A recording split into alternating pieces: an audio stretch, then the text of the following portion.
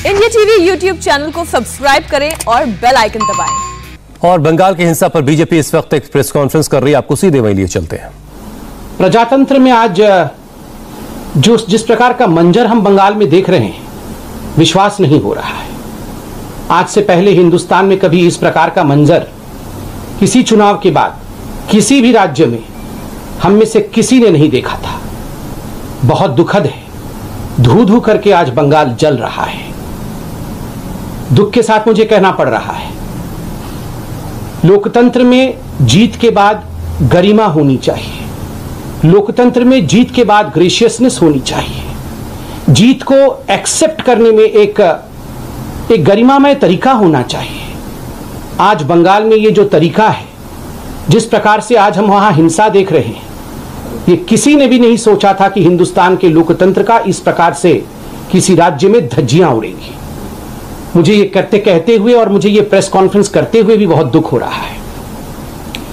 बंधुगण, दिल दहलाने वाले दृश्य सोशल मीडिया में, टेलीविजन चैनलों के माध्यम से हम सभी देख पा रहे हैं। रूह कांप उठती है ऐसे दृश्य देख के। लोगों के घर में आग लगा दिए गए हैं, लोगों के घर तोड़े जा रहे हैं, कार्यकर्ताओं की हत्या की जा रही है, अराजकता सड़क पर पूरी तरह से छा गई है।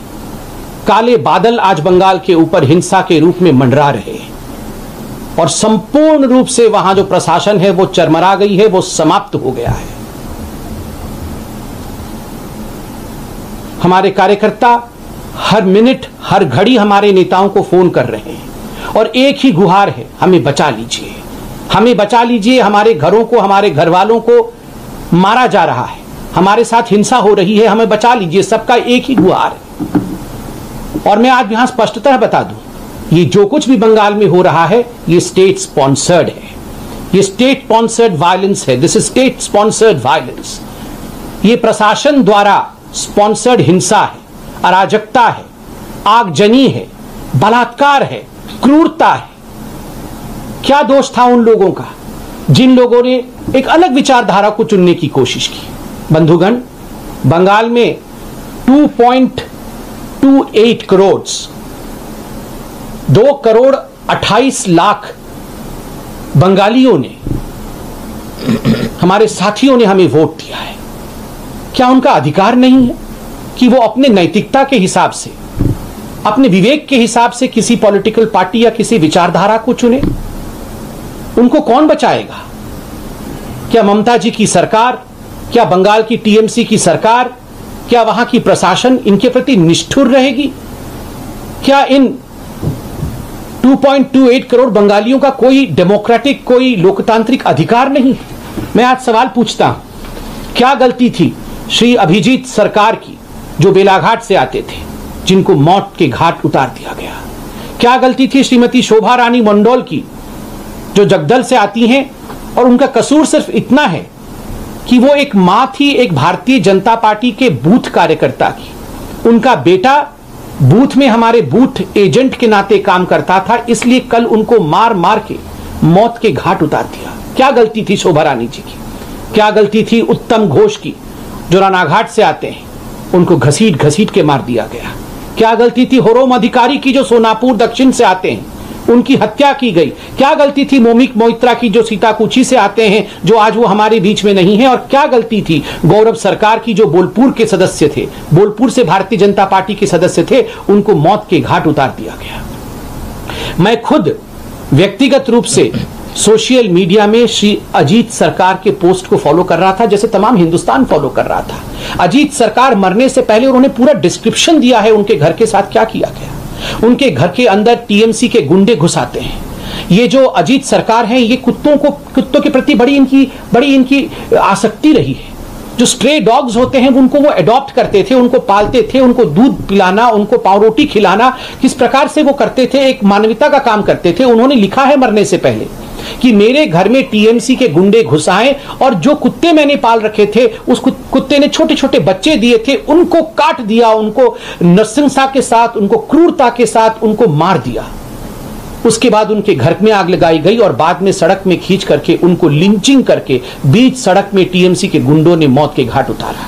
उनकी गलती सिर्फ इतनी थी कि उन्होंने भारतीय जनता पार्टी के लिए काम करने को स्वीकार किया था।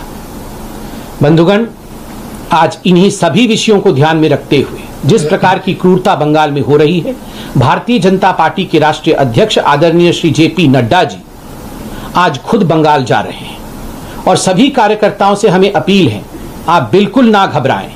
संगठन, पार्टी एकमुश्त होकर आपके साथ खड़ी है। पार्टी के अध्यक्ष अर्थात स्वयं पार्टी आज आपके साथ खड़ी रहेगी, आपके घर पर आएगी, आपसे अध्यक्ष जी मिलेंगे। आपके दुख और सुख के बेला में, आपके दुख और सुख के बेला में हम एकजुट होकर लोकतंत्र को बचाने का कार्य करेंगे। और मैं याद दिलाऊं, ये वही जेपी नड्डा जी हैं, ये वही हमारे अध्यक्ष हैं जिनके ऊपर ममता जी की क्रूरता उस समय भी हमने देखा था जब डायमंड हार्बर जाते समय उनके ऊपर पत्थरों की बौछार हुई थी। वो तो ईश्वर का और मां काली का शुक्र है कि उनकी जान बच गई थी। मगर आज हमारे अध्यक्ष जी, भारतीय जनता पार्टी, समूचे रूप से भारतीय जनता पार्टी के जो कार्यकर्ता हताहत हो रहे हैं, जो हिंसा को सह रहे हैं, हम आपके साथ खड़े होंगे। बंधुगण, एक बात मैं कहना चाहूंगा, ये प्रायोजित हिंसा है, ये संयोग नहीं, ये प्रयोग है, ये डराने की कोशिश है कि हिम्मत तुम्हारी जो लोकतांत्रिक तरीके से तुम किसी सत्ता में आने की कोशिश करो, हिम्मत तुम्हारी जो तुम लोकतांत्रिक तरीके से लोगों के मन में घर करके लोगों के सेवक बनने की चेष्टा करो। अगर ऐसा कहीं करोगे तो हम तुम्हारे लोगों को मार डालेंगे, उनके घर जला देंगे, महिलाओं के साथ बलात्कार करेंगे। जो दृश्य महिलाओं के देखने को आ रहे हैं, रूह कांप उठता है। महिलाओं को घरों से निकाल कर बाहर बीच सड़क पे गैंगरेप करना, उनके साथ बलात्कार करना, उनके कपड़े फाड़ देना, अर्धनग्न अवस्था में उनके साथ जिस प्रकार का व्यवहार किया जा रहा है, ये किसी भी सभ्य राज्य में, किसी भी सभ्य संगठन में, किसी भी सभ्य संस्थान में ये नहीं हो सकता है। इसके लिए कोई स्थान नहीं है। मैं ममता जी से अपील करना चाहूंगा, ममता जी आप जीती हैं, उसके लिए बधाई सबने दिया है आपको, जीत में गरिमा। और सबसे बड़ी बात है, आप एक महिला मुख्यमंत्री हैं, आपने अपने आप को बंगाल की बेटी बताया है।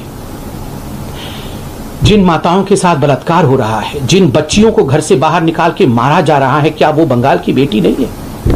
क्या वो महिला नहीं है? Do they deserve this?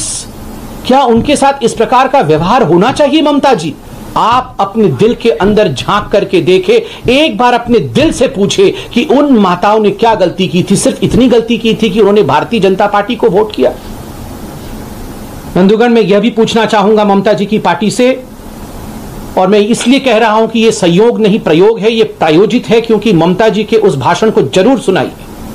चुनाव से पहले ममता जी ने भाषण देते हुए कहा था, एक दिन ऐसा भी आएगा, यह चुनाव तो समाप्त हो जाएगा, चुनाव समाप्त होने के बाद सीआरपीएफ भी अपने घर चली जाएगी, चलो थोड़े दिन रुक भी जाएगी, उसके बाद तो घर चली जाएगी, मगर उसके बाद का समय हमारा होगा, उसके बाद का समय टीएमसी का होगा, हम भी देखेंगे उसके बाद क्या होगा, हम भी देखेंगे।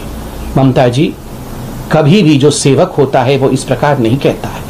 आज पूरा हिंदुस्तान, पूरा विश्व देख रहा है बंगाल में क्या हो रहा है, और शांति की अपील भी आप इस प्रकार करती हैं। शांति की अपील में भी अशांति, शांति की अपील में आप कहती हैं कि हमारे साथ तो बीजेपी वालों ने अत्याचार किया, सीआरपीएफ वालों ने अत्याचार किया, मगर चलो आप लोग ऐसा मत करो। ये कोई शांति की अपील है? ये शांति में भी जहर घोलने की चेष्टा है। कहीं ना कहीं आप इंगित कर रही हैं कि जो हो रहा है वो सही हो रहा है।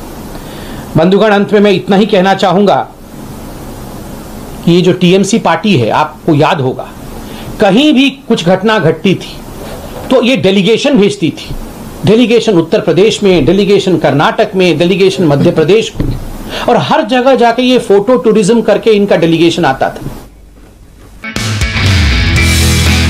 नमस्ते, मैं हूं मीनाक्षी जोशी। वीडियो और खबरों से अपडेट रहने के लिए India TV YouTube channel subscribe करें, बेल आइकन दबाना ना भूलें। जुड़े रहें इंडिया टीवी के साथ।